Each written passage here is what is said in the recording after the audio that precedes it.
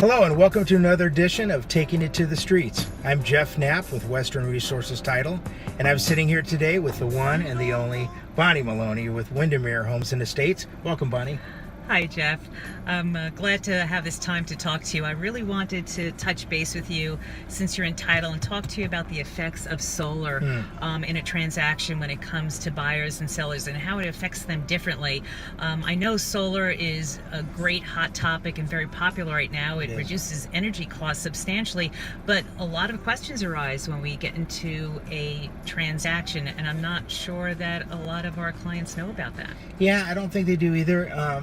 There's basically two ways that solar is acquired. A homeowner can purchase the system, pay for it outright, and that's kind of the ideal scenario, especially for you as a realtor. Then you're not dealing with other issues. The buyer can just acquire the system, and they're not making payments.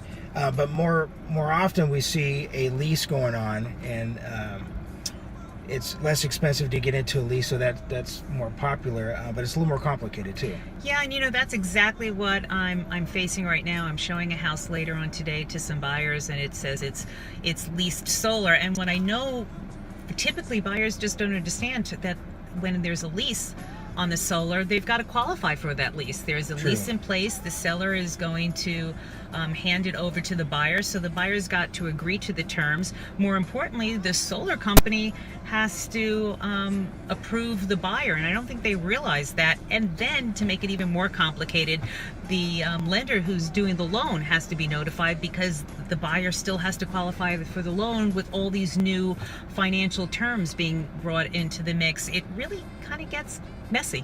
Yeah, and that's where the title report comes into play. It's important because the solar company will record that lease or contract against the property, and we'll be able to review that. The lender, title, you the realtor, will be able to see the terms of the lease and see if it makes sense for that buyer and they want to acquire that solar system. Well, and what's also important is half the time these sellers who have leased solar rather than purchased it have no idea there's a lien on their house. Right.